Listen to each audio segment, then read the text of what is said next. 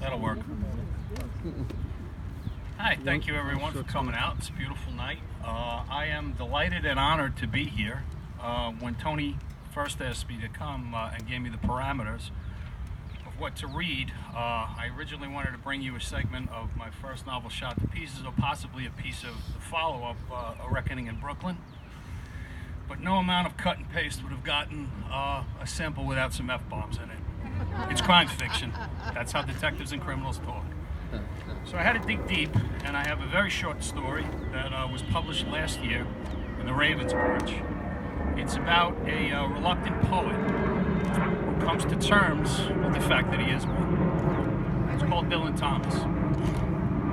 Oh, before I begin, does anybody here know what an authentic Welsh accent sounds like? Good, because I'm going to fake it. This happened.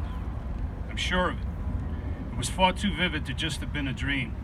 On a wooded footpath in Central Park, I came to a narrow bend in the road. Seated on a stone bench that should not have been there was the ghost of Dylan Thomas. He was drinking whiskey with a purpose.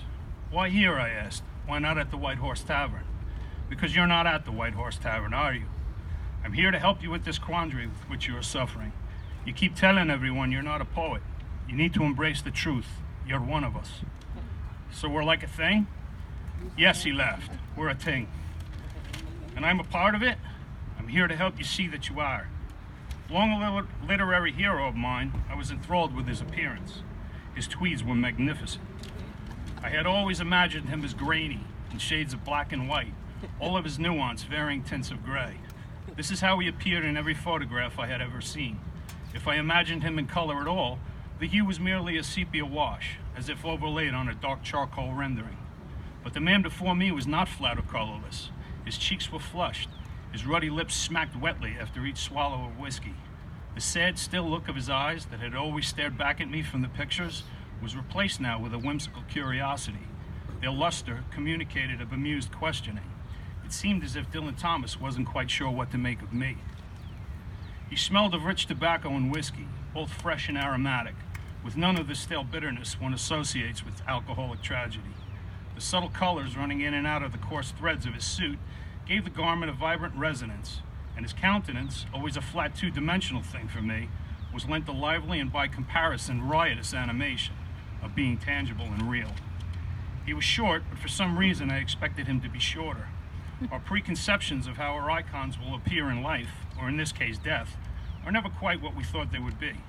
But here he was, if not exactly in the flesh, at least in a substantive spectral state, three-dimensional and animated. There was no way I could refuse Dylan Thomas, not even his ghost, so I surrendered. I admitted it for the first time, even to myself. The poems I published were not a lark. They were not the product of a dare accepted. They came from me, from the central dark suffering core of me. They are a critical part. They are who I am. I am a poet, damn it. Having said it at last, it felt good. The letting go of so much long-held denial felt cataclysmic. He seemed pleased with my self-realization. But I was talking to the ghost of Dylan Thomas. I had questions. I wasn't going to let this opportunity go quietly into that good night. Why are you drinking whiskey when it killed you? Is that what it did, he asked. Didn't it? I was unsure of myself now. If I hadn't drunk those 18 whiskeys in the White Horse that night, would you have recognized me when you came around that bend? No, I think not.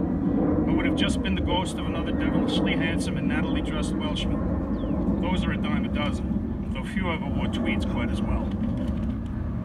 He forced me to see his truth. While his death was tragic, it was irrevocably woven into the fiber of who and what he was. Brilliant, soulful, and ultimately doomed. Whiskey didn't kill me, boyo, he said.